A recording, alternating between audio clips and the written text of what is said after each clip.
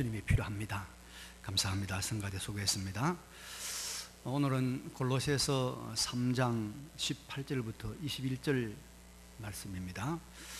말씀으로 세우는 가정, 이런 제목입니다. 요즘 극장가에서 아주 인기 있는 영화가 하나 있습니다. 누적 관객 수가 1200만을 돌파했고 역대 흥행순위 9위를 기록해서 점점 올라가고 있다고 합니다. 신과 함께 죄와 벌이라는 그런 영화입니다. 하도 유명해서 제가 봤어요. 봤는데 주제는 딱 한 가지입니다. 가족의 사랑. 장애를 가진 어머니가 자식을 그렇게 뜨겁게 사랑하는 그 가족애가 많은 사람들의 심금을 울리는 것 같습니다. 한 가지 유감은 이 가족애를 표현하는데 너무 많은 비현실적인 이야기, 샤머니즘적인 요소를 많이 갖다 붙여서 조금 유감이었습니다. 여러분, 가족에 대한 중요성은 동서고금을 막론하고 동일합니다.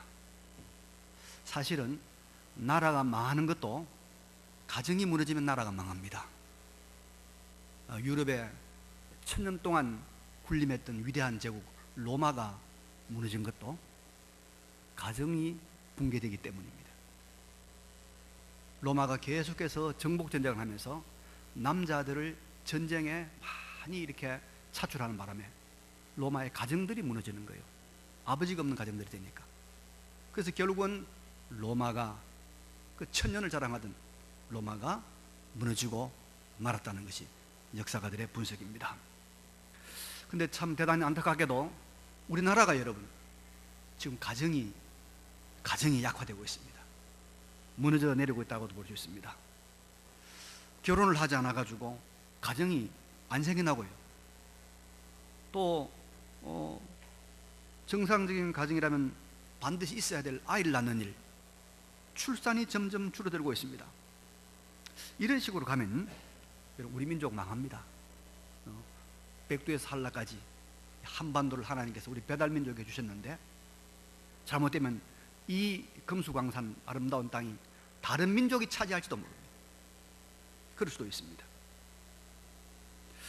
모든 정부는 이 가정을 많이 세우고, 모든 정책이 가정을 바로 세우고, 가정을 많이 세운 여기에다가 모든 정책을 집중하면 아마 나라가 잘 풀려갈 텐데, 정치하는 사람들이 이 정도의 생각이 들지 또 실행할지 모르겠습니다.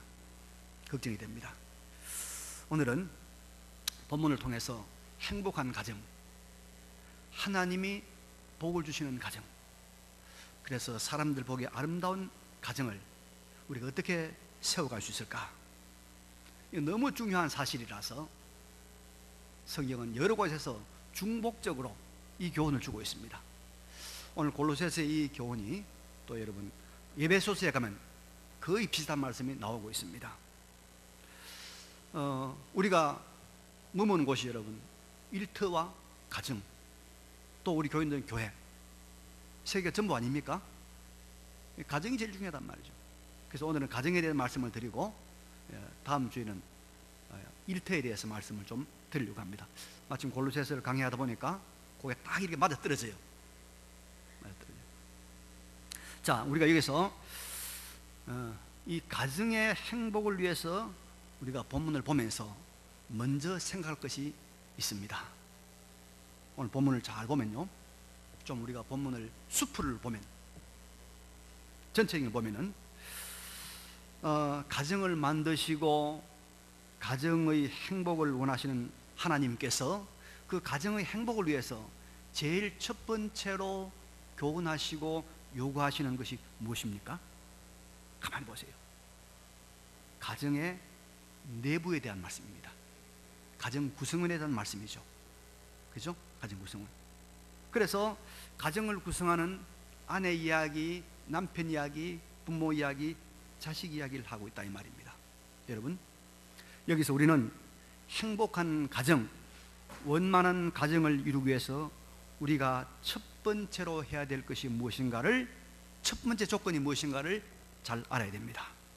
이것은 가정은 외적인 조건, 환경에 의해서 행복과 불행이 결정되는 것이 아니고 내적인 상황, 가정을 구성하는 그 구성원들의 상태에 따라서 행복과 불행이 결정된다는 사실입니다. 그래서 하나님께서 가정에 대한 교훈을 하시면서 가족 구성원들에 대한 말씀하고 있습니다. 근데 사람들이 이걸 몰라요. 이걸 몰라요. 그래서 외적인 환경, 상황이 좋아지면 가정이 행복할 줄로 생각합니다. 그래서 우리 가정에 있는 외적인 이 한반도의 상황이 안 좋으니까, 전쟁이 날지 모르니까 미국으로 이민 가자. 그래서 한때 많은 사람들이 미국으로 이민 갔잖아요. 가면 행복할 것 같지만은, 그래서 가는 사람들의 많은 사람들이 가정이 깨지고 갈등이 생기고 불행해서 가슴을 치고 후회하는 사람들이 많이 있다는 걸 제가 들었습니다. 또 어떤 사람들은요, 집이 넓어야 행복하다. 한 60평은 돼야 된다. 50평은 돼야 된다. 그래서 집이 넓어야, 외적인 환경이 좋아야 행복하리라고 생각을 하고 쭉쭉 사다 돈 벌어가지고 집을 넓혔어요. 넓혀놓으니까 집에 살 사람이 아무도 없어. 다 나가버렸어. 무슨 소용이 있어요? 청소하기 힘들지. 오히려 한 방에서 4명, 5명 한 식구 오밀조밀 살 때가 더 행복했다, 더 아름다웠다고 말하는 사람들이 부지기수 아닙니까 여러분? 왕족이 되고 신분이 올라간 귀족이 되면 행복한다고요? 천만의 말씀입니다. 여러분, 프랑스의 베르사유 궁정 아시죠? 그 궁전에서 벌어진 그 왕족끼리의 암투, 갈등, 시기 무섭습니다. 재벌이라서 행복할까요? 재벌이라서 행복하지 않습니다.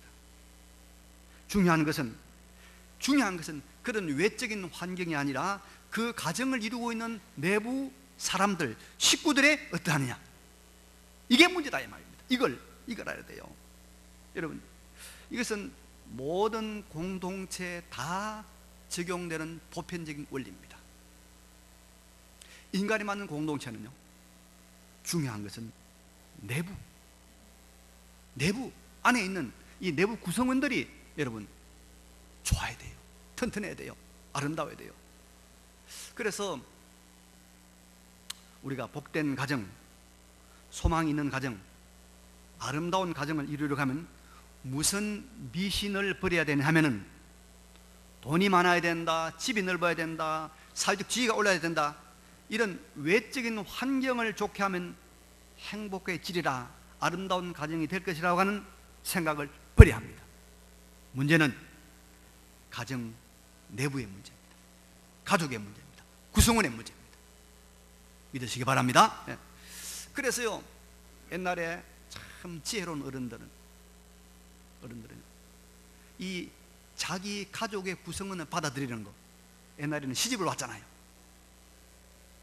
그래서 이 시집 오는 며느리 받아들이는 걸 얼마나 신경을 쓰고 조심했는지 몰라요. 왜? 이 구성원이 잘못되면요, 잘못된 구성이 들어오면 만석군, 천석군 집안도 몇 년 만에 무너진단 말이에요. 몇 년 만에. 그래서 이 구성원, 이북을 그렇게 받아들이는 신경을 썼던 것입니다. 이제 행복한 가정, 성공하는 가정을 이루려면 이제는 눈을 밖으로 돌릴 것이 아니라 눈을 어디로요? 안으로 돌려야 됩니다. 시선을 안으로 우리가 돌려야 됩니다. 그러면 행복한 가정의 출발이 시작될 줄로 믿습니다. 이걸 우리가 꼭 깨달아야 됩니다. 행복지수가 높은 나라 다 그렇습니다. 다 그렇습니다, 여러분. 두 번째로, 행복한 가정을 이루려고 하면 오늘 본문 우리에게 뭘 가르쳐 줍니까? 그 구성원을 이루는 사람들이 자기의 위치를 잘 알고 자기의 자리를 잘 지켜야 한다고 말씀하고 있습니다. 오늘 본문을 보면 아내들아 남편에게 복종하라. 아내의 자리, 남편의 역할을 말하고 있죠. 그리고 또 남편들아 아내를 사랑하며 괴롭게 하지 말라고 하면서 남편의 할 일, 남편의 역할을 말하고 있습니다. 그리고 또 자녀들아 모든 일에 부모에게 순종하라고 하면서 자녀들의 할 일이 무엇인가를 말하고 있습니다. 21절에는 아비들아 부모들아 이 말이죠. 너희 자녀를 노엽게 하지 말지니 낙심할까 함이라 하면서 부모의 역할을 우리에게 가르쳐주고 있습니다. 여러분, 가정 공동체를 포함해서 모든 공동체가 잘 되려가면 그 구성원들이 자기의 위치를 잘 알고 그 위치에 맞는 자기 역할을 잘해야 그 공동체가 아름답고 행복한 공동체가 됩니다. 위치와 역할 너무 중요하죠. 어디서나 내 위치가 어딘가, 내 역할이 무엇인가, 그걸 잘 찾아하면 그 공동체 행복해지는 거예요. 행복해지는 거예요. 죄로 말미암아서 사망과 비참 그리고 영원한 심판을 받아야 하는 우리 인생을 구원하시려고 하나님이, 삼위일체 하나님이 나섰습니다. 성부, 성자, 성령 삼위 하나님이 나섰습니다. 그런데 이 세 분은 본질상 동등이요 한 분이고 똑같습니다. 그런데 우리의 구원을 위해서 성부 하나님은 우리의 구원을 계획하시고 또 창조하시고 섭리하셨죠. 성자 예수님은 십자가의 보혈로 우리의 구원을 위해서 하나님과 우리 사이를 중보하시고 중재하셨죠. 성령 하나님은 예수님의 십자가의 보혈의 은혜를 우리에게 적용하고 우리의 구원을 완성하는 역할을 하셨습니다. 그래서 이 삼위 하나님의 각자의 맡은 역할들을 충실하게 잘 감당하심으로 말미암아 우리의 구원이 이루어지고 하나님의 나라가 완성되는 줄로 믿습니다. 완성되었습니다. 이와 같이 인간 공동체를 비롯해서 이 세상에 있는 모든 자연계까지도 자기 역할, 자기 위치를 잘 지켜야 돼요. 그렇게 하도록 도와줘야 됩니다. 여러분, 지난주에 되게 추웠죠? 마이너스 15도까지 갔단 말이죠. 다른 교회 들으니까 막 동파 돼가지고 목사님들이 얼마나 고생한지 모르겠어요. 우리 교회는 다행히 동파가 없었어요. 근데 미국에는 영하 30도 올라갔다고 그러대요. 30도. 엄청 춥단 말이에요. 근데 이게 왜 추운 거 하니까 기상학자들이 연구를 했는데요, 이 지구가 있으면 지구 북쪽에 지구를 둘러싸고 있는 제트 기류라는 게 있답니다. 제트 기류. 이게 뱅뱅 돌면서 겨울에 북극에서 내려오는 찬바람을 막아줘야 되는데, 돌면서 막아줘야 되는데, 이게 지구 온난화로 인해서 이 제트 기류가 힘이 약해져 버리는 거예요. 이게 밀려 내려온 거예요. 밀려 내려오니까 찬바람이 막 내려오는 거죠. 그렇죠? 그게 춥다는 거예요. 이 제트 기류가 제자리를 돌 수 있도록, 제자리를 돌 수 있도록 지구 온난화를 우리가 좀 이게 방지해야 되는데, 이거 못한 바람에 이렇게 된 거죠. 그래서 우리가 아름다운 공동체, 아름다운 삶을 만들려고 하면 그 사람이 그 자리에서 그 일을 할 수 있도록 잘 도와줘야 돼요. 자, 자동차 운전을 가다가 왱왱왱 하면서 앰뷸런스 옵니다. 그럼 어떻게 됩니까? 나는 간다, 우르르 하면서 가야 됩니까? 어디? 운전하시면 어떻게 해야 되죠? 빨리 한쪽으로 비켜주고 그 차를 가도록 해야 될 거 아니에요. 우리가 그 역할을 해줘야 되는 거예요. 제가 이제 이발하러 가는데요, 저 등촌 3단지에 이발하러 가는데 오래 이발을 했기 때문에 제가 이제 꼭 그리 갑니다. 근데 그 4단지는 이발하러 들어갈 때마다 경비 한 아저씨가 차를 세워요. 세워가지고 적으면서 그냥 뭐 어디 가는지 물어보고 보내주면 될 텐데, 어디 가냐? 이발하러 간다. 핸드폰 번호 대라. 그 핸드폰을 적어주는 거예요. 그래서 내가 이제 적어주고, 이제 거짓말 칠 수 없잖아요, 목사가. 가서 이발하면서 이제 이발사에서 이야기했어요. 아저씨, 올 때마다 꼭 그 핸드폰만 적어야 됩니까? 그러니까 아저씨 하는 말이, 핸드폰 없다고 하십시오. 그래. 핸드폰 없다고 하십시오. 그래서 제가 이제 막 바꿨어요. 아니다. 저 경비 아저씨는 저 자리에서 저렇게 잘 이렇게 번호를 적고 잘 해놔야 자기 일 하는 것이다. 그래서 저 경비 아저씨가 자기 일을 잘 하도록 내가 도와드려야 되겠다. 그런 마음 먹고 내가 딱 문 열고 천천히 이제 여유를 가지고, 마음 먹게 되는 거 아니겠습니까? 천천히, 010-9739 얼마입니다. 이발소 갑니다. 여기 탁 합니다. 그럼 아주 좋아해요, 아주. 여러분. 그래서 행복한 가정이 되려면 남편은 남편의 역할을 잘 해야 됩니다. 아내는 아내의 역할, 부모는 부모의 역할을 잘 해야 됩니다. 그래서 우리 가정을 가진 사람은 오늘 이 시간에 나는 내 역할을 잘하고 있는가, 잘못하고 있는가 자문자답하고 잘하기를 다짐하는 그런 지혜를 가지시기 바랍니다. 자, 그러면 행복한 가정, 미래가 있는 가정, 하나님이 동행하는 가정이 되면 가정 구성원들이 각자가 어떤 역할을 수행해야 될까요? 좀 우리 강론으로 들어가서 구체적인 이야기 해봅시다. 첫째는 여러분 이거 알아야 됩니다. 부부의 하나됨의 중요성 알아야 돼요. 부부의 하나됨의 중요성. 그래서 제일 먼저 하나님께서 이 가정에 대한 이야기하면서 누구 이야기합니까? 아내와 남편 이야기하고 있습니다. 자식 이야기는 뒤에 하고 있는 거예요. 자녀 이야기는. 남자가 결혼을 하면은 처음에는 부부가 얼마나 사이가 좋습니까? 참 깨가 쏟아지죠. 너 없으면 못 살고 나 없으면 못 산다. 그런데 문제가 생기기 시작합니다. 첫 번째 문제가 생기면요, 아이가 딱 생깁니다. 아이가 생기면 여자들은 남편도 물론 좋아하지만은 아이를 더 좋아하는 것 같아요. 그래서 엄마 여자 하나를 놓고 아이와 남편이 서로 삼각관계가 됩니다.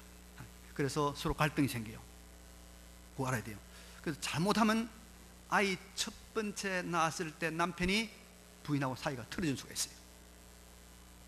나만 사랑해주고 나만 좋아해주다가 아이 생기니까 이게 사랑을 저리 가져간단 말이죠. 그래, 그 고비를 잘 넘겨야 됩니다. 그 고비를. 그게 조금 지나면 이제 아이가 둘 생긴단 말이에요. 좀 큰단 말이죠. 그럼 그때부터 엄마 아빠 대 아이들 두 팀이 딱 되는, 두 팀이. 엄마 아빠 한 팀, 아이들 한 팀. 이렇게 두 팀이 생겨납니다. 이렇게 가정의 구성원들, 가정의 역동이 이렇게 좀 변하기 시작합니다. 그런데요, 이게 중요한 한 가지, 이런 모든 과정에서 중요한 한 가지를 우리가 붙들어야 하는데, 어떠한 경우에도 부부는 가정의 핵심이고 부부의 관계가 가장 밀접하고 가장 친밀해요. 부부 사이에 어떤 것도 끼면 안 됩니다. 이거 꼭 기억해야 돼요. 꼭 기억해야 돼요.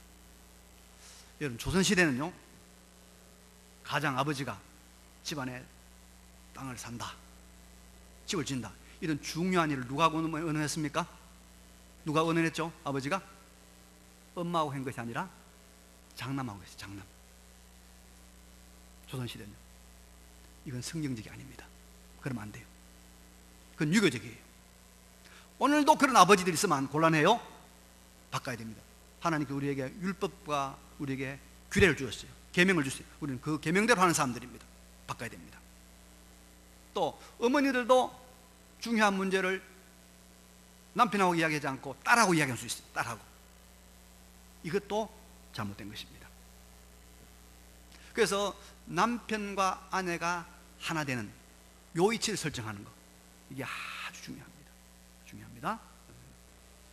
자, 그러면 이제 남편과 아내의 역할은 무엇입니까? 남편에게 아내는 복종하라. 하나님이 더 급했어요. 왜? 여자들한테 먼저 말해야 되게. 여자들이 사고를 많이 치기 때문에. 그래서 여자들부터 먼저 말하는 거. 먼저 아내들부터. 이 복종이라는 말은 맹목적인 맹종을 말하는 것이 아니고 권위를 인정하는 순종을 하라는 것입니다. 오늘날처럼 가정에서 아내들의 파워가 막강한 아내 권력 시대에 이 말이 우습게 들리겠죠? 여러분, 아니 남편에게 복종하라, 말도 안 되는 소리다, 그런 말 속으로 하는 사람이 있을지 모르지만 여러분, 하나님의 말씀입니다. 하나님의 말씀입니다. 아내들은 남편들의 말에 순종해야 됩니다. 에베소서에서는 남편을 경외하라, 그것까지 말하고 있습니다. 물론 여기에는 주 안에서라는 말씀이 전제되어 있습니다. 말씀 안에서 순종하는 것이죠. 죄 짓는 일까지 순종하는 말은 아니죠. 말씀 어겨서 순종하는 말은 아닙니다. 그래서 아내가 남편에게 순종하라 이 말을 좀 더 구체적으로 말하면, 남편이 그리스도를 머리로 삼아 하나님 중심의 삶을 살고자 할 때는, 남편이 그리스도를 머리로 삼아서 그리스도께 순종하는 마음으로 하나님 중심으로 살고자 할 때는 그 권위에 무조건 복종하라, 그 말입니다. 이 말을 좀 더 쉬운 말로 바꿔 말하면 이런 말입니다. 남편의 믿음 생활을 하는데 뒷줄 땡기지 마라, 이 말입니다. 남편의 신앙생활을 뒷줄 땡기지 마라, 이 말입니다. 남편이 믿음으로 살려고 하는데 이다들이 순종해야 되지, 뒤에서 방해하지 마라 말이죠. 가장이 영적으로 또 정상적이고 또 이제 하나님 앞에서 믿음으로 살려고 할 때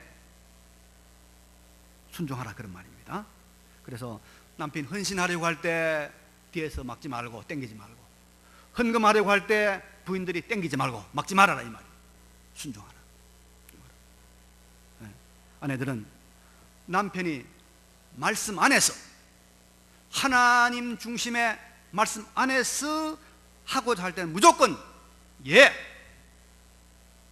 찬성해야 되지, 뒤에서 엉뚱한 소리 하고 뒤줄 땡기면 그 가정은 행복한 가정이 안 된다, 이 말이에요. 하나님 복을 안 준다, 이 말이에요.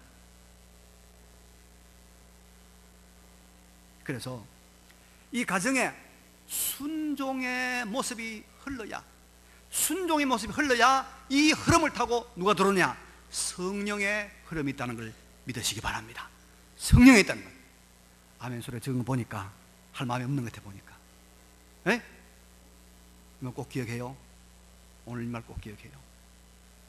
하나님께서 남편을 머리로 세우셔서 남편이 믿음으로 살려고 할 때 조금도 막지 말고 순종의 모습을 보이라. 그래야 순종이 흐르는 그곳에 하나님의 성령이 함께 하신다, 믿으시기 바랍니다. 남편은 어떻게 되냐? 아내를 사랑하는 것입니다. 괴롭게 하지 말고, 아내 고생시키지 말고 사랑하란 말이에요. 자, 여러분, 여기에 남편이 아내를 사랑하라고 하는 이 사랑, 여기에 사랑에 사용된 단어가 무슨 단어냐면요, 아가페.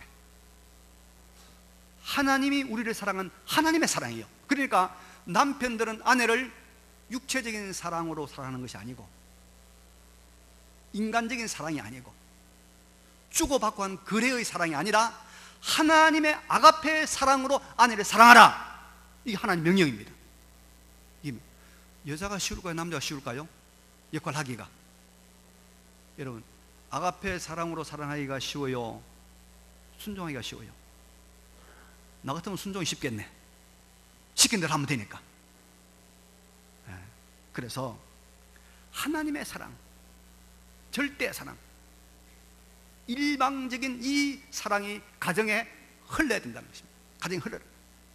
그래서 자녀들은 아버지와 어머니를 통해서 그리스도가 교회를 사랑한 그 절대적 아가페 사랑을 경험하고, 또 그리스도께서 하나님 아버지 앞에 죽도록 충성하고 순종했던 그 순종의 모습을 경험해야 복된 가정이 된다는 것입니다. 우리가 이 가정을 향하여 전진하기를 바랍니다. 자, 네 번째는 자녀들은 모든 일에 부모에게 순종하라고 합니다. 이 말은 자녀들은 언제나 부모에 대해서는 하나님이 세우신 부모의 권위를 인정하라는 뜻입니다. 요즘은 여러분, 옛날에는 경험이 중요한 시대였습니다. 농경사회는. 그러다 보니까 자식들은 부모의 경험을 듣고 배워야 되기 때문에 부모의 권위가 꽤 있었습니다. 요즘 아닙니다. 부모들보다 아이들이 더 똑똑하고 더 많이 배우고 돈도 더 많이 법니다. 그래서 부모의 권위가 떨어졌어요. 아버지 그것도 몰라요, 어머니 그것도 몰라요, 그런 말이 여사 입으로 나오잖아요. 정보나 지식이 부모보다 앞서는 시대입니다. 그래서 자녀들이 부모를 무시하기 쉬워요. 그러나 자녀들은 부모에게 배우거나 또 부모를 가르칠 경우도 있잖아요. 여러분, 우리 핸드폰 만지는 거 배워야 되잖아요. 컴퓨터도 배워야 되잖아요. 자녀들한테 어떤 경우에도 부모의 권위를 인정하고 하나님이 세우신 부모를 존중하라는 것입니다. 그래야 하나님이 복을 준다는 것입니다. 하나님이 복을 줘요. 하나님. 자녀들은, 여러분, 우리 믿는 부모를 둔 자녀들은 부모에게 효도를 하면서 참 부모에게 고마워해야 돼요. 왜냐하면요, 믿는 부모를 둔 자녀들은 이중으로 효도하면 이중으로 복을 받습니다. 하나는 뭐냐면, 부모를 공경하고 부모의 권위를 인정하는 것은 하나님의 말씀에 순종하는 것이고 하나님이 세우신 권위에 인정하는 것이니까 하나님께 순종하는 자의 복을 받습니다. 하나님께 순종하는 자의 복을 받아요. 이 세상에서 순종은 축복과 연결되어 있습니다. 믿음은 구원과 연결되어 있죠. 그리고 또 하나는 뭐냐면, 제가 많은 사람들을 경험해보고 많은 사람을 만나보고 제가 늘 자주 하는 이야기입니다마는, 믿는 부모를 둔 자녀들은요, 한 가지 특징이 있어요. 이 땅에서 세상적인 복, 물질적인 복, 사회적인 복은 다 받는 거예요. 다 받는 거예요. 그런데 믿음의 복은 본인이 믿어야 돼요. 요거는 본인이 믿어야 구원 얻지. 세상을 살아가는 이 세상적인 복은 믿는 부모를 둔 자녀들은 반드시 받습니다. 그래서 여러분요, 믿는 부모들 많지만은 자녀들이 물질적으로 못 살까 싶어 염려할 필요는 하나도 없어요. 제가 수많은 사람들을 만나봤지만 부모가 믿음으로 잘 산 사람 치고 그 자녀들이 세상적으로 어려움 당한 사람 아무도 안 봤어요. 책임져. 부모의 기도가 쌓이고 부모의 기도가 모이고 부모의 헌신을 하나님께서 보시기 때문에 복을 줍니다. 그래서 믿는 부모에게 효도하는 자녀들은 하나님께 순종하는 복을 받고 부모의 기도로 말미암는 또 그 복을 받아서 이중으로 복을 받는단 말이에요. 이중으로. 믿으시기 바랍니다. 믿습니다. 그래서 우리가 자녀들은 됩니까? 부모를 순종하고 부모에게 공경해야 될 줄로 믿습니다. 그래 이중적인 복을 받는 겁니다. 이중적인. 자, 마지막으로 우리 믿음의 부모들, 아비들이 자녀들을 어떻게 해야 될까요? 21절에 보니까 아비들아 너희 자녀를 노엽게 하지 말지니 낙심할까 함이라. 자, 너희 자녀를 노엽게 하지 말지니 낙심할까 함이라. 여러분, 이 말이 좀 어색하지 않습니까? 요즘 자식이 부모를 노엽게 하지. 네? 부모가 자식 노엽게 하는 사람 잘 있습니까? 절절 멜지요 다 지금. 안 그래요? 자식들이 부모를 노엽게 하는 경우 많습니다. 근데 성경은 뭐로 말합니까? 부모를 하여금 자녀를 노엽게 하지 말라, 그래 말하고 있습니다. 여러분, 이 말은 무슨 말일까요? 노여운 것, 또 옛날 번역에는 경록케 하는 것, 이거 여러분 다 무엇이죠? 분노, 격한 이 화내는 것, 이게 뭡니까? 다 잘못된 감정입니다. 잘못된 감정. 그러니까 부모들이 자녀들로 하여금 잘못된 감정에 빠져들지 않도록 하라, 그 말입니다. 왜냐면요, 잘못된 감정에 빠져드는 것의 결과는 뭐죠? 낙심이죠. 내가 이밖에 안 되는가? 절망이죠. 후회죠. 가슴을 치는 거죠. 그렇죠? 그래서 부모들은 어찌하든지 자녀들이 잘못된 감정에 빠져들지 않도록 조심하고 절제하는 거예요. 부모의 감정을 잘 절제하고 자신이 기도 많이 하고 자신의 야망을 자식을 통해서 이루려고 하는 그 꿈을 내려놓고 자식을 내 성공의 도구로 이용하려는 그 꿈을 내려놓고 욕심을 내려놓고 그렇게 자식을 대함으로 자녀들이 잘못된 감정의 자리에 이르지 않도록 그렇게 부모가 대하라 이 말이에요. 여러분, 잘못된 감정에 이르는 것 어떻게 합니까? 잘못된 감정에 이르니까 어떻게 해요? 불지르고, 잘못된 감정에 이르니까 마약하고, 잘못된 감정에 빠지니까 어떻게 합니까? 살인하고 그러잖아요. 그렇게 하지 않도록 부모가 먼저 절제하면서 자식을 대하라, 그런 말입니다. 이것이 부모를 대하는 자식의 마음이에요. 그래서 가정에는 항상 부모로 말미암아 일어나는 절제의 분위기가 흘러야 됩니다. 그래야 그 가정이 행복한 가정이 됩니다. 우리가 부단히 이 노력을 계속해야 되는 거예요. 이 일을 계속해야 되는 겁니다. 말씀 정리합니다. 여러분, 우리 보통 사람들은 참 중요한 것 두 가지, 중요한 것 두 가지가 있습니다. 어디입니까? 우리의 가정, 또 하나 어디? 우리 일터. 그래서 우리 가정에 대한 하나님의 말씀으로 정리를 잘해야 되고, 다음 주에 일터에 대해서 말씀을 드립니다. 자, 그럼 우리가 가정 어떻게 합니까? 첫 번째 기회할 것은 외적인 조건이 가정의 행복 조건이 아니다. 믿습니까? 아닙니다. 절대 아닙니다. 자, 중요한 것은 구성원들이 자기 자리에서 자기 역할을 잘하는 것입니다. 그러면 우리가 어떻게 할 것인가? 부부가 하나 되는 거. 부부 사이에 어떤 것도 끼면 안 됩니다. 하나 되는 거. 그 다음에 아내는 먼저 남편을 순종하는 것. 남편은 아내를 그리스도의 사랑으로 사랑하는 것. 그래서 순종이 흐르고 사랑이 흐르고, 그리고 또 자녀들은 부모를 공경하고, 그리고 부모는 자녀들이 잘못된 감정에 빠지지 않도록 절제가 흐르는 가정. 이러한 것이 흐르면 여기에 성령의 바람이, 성령의 충만함이 흘러서 이 지상에서 가장 아름다운 공동체, 하나님의 나라가 이루어지는 가정이 될 줄로 믿습니다.